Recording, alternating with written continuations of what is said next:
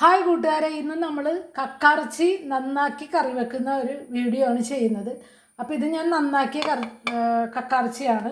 ഇത് നന്നാക്കാൻ എടുത്ത് വെച്ചേക്കുന്ന കക്കയിറച്ചി കണ്ടോളൂ. ഇതെങ്ങനെയാണ് നന്നാക്കണതെന്നും കൂടി ഞാൻ കാണിച്ചു തരാം.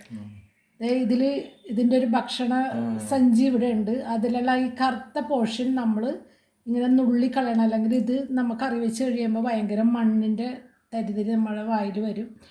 ഇതിങ്ങനെ എല്ലാം കളയണം. ഇത് കുറച്ച് നേരം ഒരു ടാസ്ക്കാണിത്.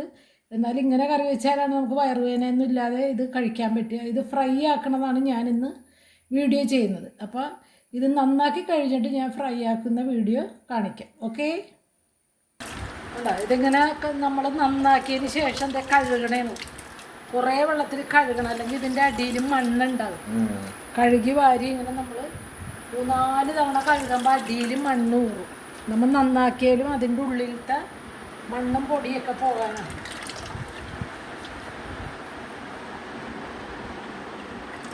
ഇട്ട് കഴിയുമ്പോൾ ഈ അഴുക്കുകൾ വരും.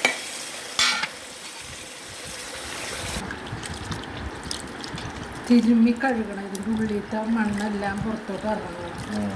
നമ്മൾ നന്നാക്കിയാലും അതിൻ്റെ ഉള്ളിൽ അവിടെ ഇവിടെയൊക്കെ ഇരിക്കുമല്ലോ പൊടിമണ്ണ്. അപ്പോൾ അത് നമ്മളിങ്ങനെ തിരുമ്മി നന്നായിട്ട് കഴുകിയിട്ട് വേണം ഇങ്ങനെ പിഴിഞ്ഞ് എടുക്കണം.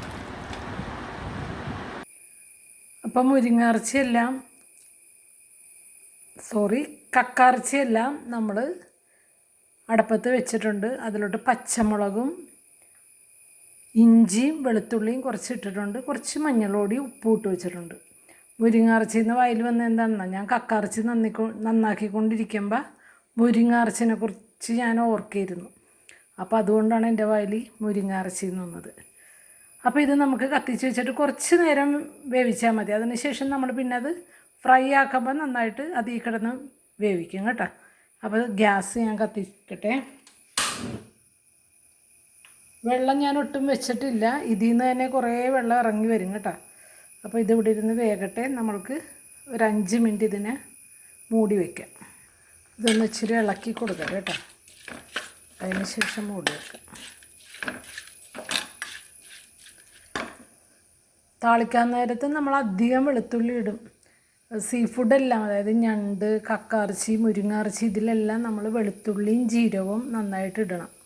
ഗ്യാസിൻ്റെയൊക്കെ പ്രോബ്ലം ഉള്ള ആൾക്കാർക്ക് അപ്പോൾ അതുകൊണ്ട് നല്ലതായിരിക്കും കേട്ടോ. ഓക്കെ, അപ്പോൾ അത് മൂടി വെച്ചിട്ട് നമ്മൾക്ക് വേവിക്കും. ശരി, എന്നാൽ നമ്മളിതിൽ വെള്ളം ഒഴിച്ചില്ല ഗൈസ്, പക്ഷെ അതിൽ വെള്ളം വന്നാണ്ട്. അപ്പോൾ ആ വെള്ളം ഒന്ന് വറ്റട്ടെ കേട്ടോ. അത്രയും നേരം അതിൽ കിടക്കട്ടെ. അപ്പോൾ അതിൻ്റെ ഇടയിൽ നമുക്ക് ഇതിന് വേണ്ട ചേരുവകൾ നമുക്ക് അരിഞ്ഞെടുക്കാം. ഇഞ്ചിയും സവാളയും വെളുത്തുള്ളിയൊക്കെ അരിഞ്ഞെടുക്കാം.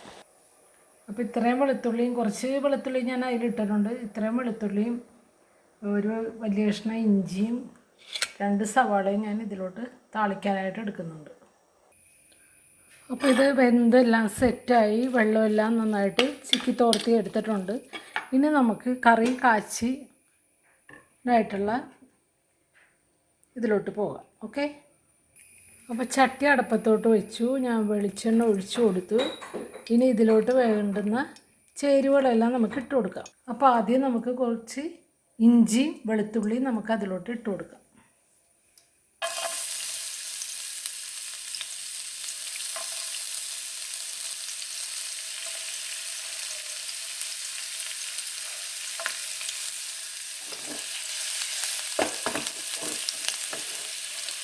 മുരിക്കാനൊക്കെ ഇങ്ങനത്തെ ചട്ടിയാണ് നല്ലത്. കളറ് പോയതാണെങ്കിലും ഇതാണ് എനിക്കിഷ്ടം. അപ്പം ഞാൻ ഇതിലാണ് ചെയ്യുക. പിന്നെ കുറച്ച് സവാള, 2 ഇടത്തര സവാളയായിരുന്നു കേട്ടോ. ചെറിയുള്ളി ഉള്ള ആൾക്കാർ ചെറിയുള്ളി തന്നെ ഉപയോഗിക്കുക, അത് ടേസ്റ്റ് കൂടുതലായിരിക്കും. എനിക്ക് നന്നാക്കാനൊക്കെ കുറേ നേരം വേണ്ട കാരണം ഞാൻ ചെറിയുള്ളി ഇത്തവണ മാറ്റി വെച്ചിരിക്കുകയാണ്. ചെറിയുള്ളി വാങ്ങിച്ച് വെക്കും ഞാൻ മീൻകറിയിലൊക്കെ ഇടാൻ, പക്ഷേ ചെയ്ത് തീരില്ല, പണി നീങ്ങൂല. അപ്പം അത് കാരണം ഞങ്ങൾക്ക് കുക്കിങ് മാത്രമല്ല പുറത്തുള്ള പണികളും കൂടുതലാണ്. അപ്പോൾ അതെല്ലാം ഇത് കഴിഞ്ഞിട്ട് വേണം എനിക്ക് ഇറങ്ങിപ്പോയി ചെയ്യാൻ. അതുകൊണ്ടാണ് ഈ സവാളയിലോട്ട് ഞാൻ മാറുന്നത് കേട്ടോ ഗൈസ്.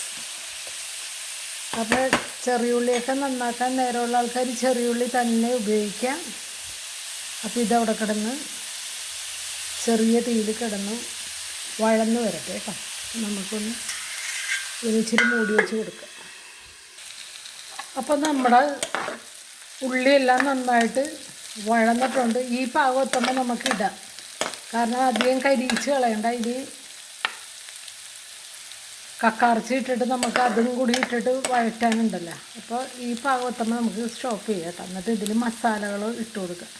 എന്തൊക്കെയാണെന്ന് ഒരു ഇച്ചിരി മുളക് പൊടി, എരിവെള്ള മുളക് പൊടി, കുറച്ച് മഞ്ഞൾ പൊടിക്ക് റെഡ് കളർ തന്നെയാണ് എനിക്ക് ക്യാമറയിൽ കാണുന്നത്. ഇപ്പോൾ മഞ്ഞൾ പൊടി, കുറച്ച് ചെറിയ ജീരകം പൊടിച്ചതാണ് കേട്ടോ. പിന്നെ ഇത് നമ്മുടെ കുരുമുളക് പൊടി കുറച്ച് മുന്നിലെടുത്തിട്ടുണ്ട്. ഇതെല്ലാം കൂടി ഇട്ടിട്ട് മൂപ്പിക്കണം.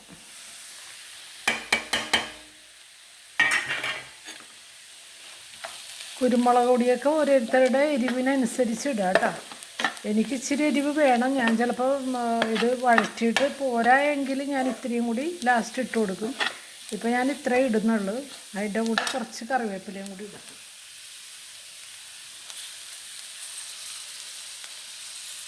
കറിവേപ്പിലയൊക്കെ നമുക്ക് വീടുകളിൽ അധികം ഉള്ള കാരണം നമുക്ക് എത്ര വേണമെങ്കിലും ഇട്ട് കൊടുക്കാം. അതിൻ്റെ ഫ്ലേവർ അതിലോട്ട് ചെല്ലുമല്ലോ. അപ്പോൾ അത് നല്ല കറി തുറക്കുമ്പോഴൊക്കെ നല്ല സ്മെല്ലായിരിക്കും പച്ച കറിവേപ്പില ഇട്ട് കൊടുക്കുമ്പോൾ. ഇല്ലാത്ത ആൾക്കാർ ഇല്ലാത്ത പോലെ ഉപയോഗിക്കുക, ഉള്ള ആൾക്കാർ ഉള്ളതുപോലെ ഉപയോഗിക്കുക. ഇത് ഇച്ചിരി അതിൻ്റെ പച്ച മണമെല്ലാം മാറിക്കഴിഞ്ഞതിന് ശേഷമാണ് നമുക്ക് കക്കാർച്ചി ഇതിലോട്ട് ഇട്ട് കൊടുക്കുക കേട്ടോ. അപ്പോൾ മസാലയൊക്കെ മൂത്ത് സെറ്റായിട്ടുണ്ട്, നല്ല മണമൊക്കെ വരുന്നുണ്ട്. അപ്പോൾ നമുക്ക് കക്കാർച്ചി ഇതിലോട്ട് ഇട്ട് കൊടുക്കാം. ഞാൻ വീണ്ടും തെറ്റിക്കുന്നല്ലേ. കുറച്ച് വെളിച്ചെണ്ണ ഞാൻ ഇതിൽ ഒഴിച്ചു കൊടുക്കുന്നത് കേട്ടോ, മൊരിയാനാണ്. അപ്പോൾ കക്കാർച്ചിയുടെ ഫൈനൽ സ്റ്റേജ് ഇങ്ങനെയാണ്. നല്ല ഡ്രൈ ആയിട്ട് ഫ്രൈ ചെയ്തെടുത്തു, നമ്മൾ സെറ്റ് ചെയ്തു. നിങ്ങളെല്ലാവരും ഇത് ട്രൈ ചെയ്ത് നോക്കണം. ഇത് ഞാൻ വെച്ചേക്കുന്നത് കൊച്ചി സ്റ്റൈലിലാണ് ഇത് ഞാൻ ചെയ്തേക്കുന്നത്. കുരുമുളക് പൊടി കൂടുതൽ ഇട്ടിട്ടുള്ള പ്രിപ്പറേഷനാണിത്. ഇതിൽ വേണമെങ്കിൽ തേങ്ങാക്കൊത്ത് ഇട്ട് നമ്മൾക്ക് വെക്കാം കേട്ടോ. അപ്പോൾ ശരി, ഞാൻ അടുത്ത വീഡിയോ ആയിട്ട് പിന്നെ വരാം കൂട്ടുകാരെ. Okay, bye, see U.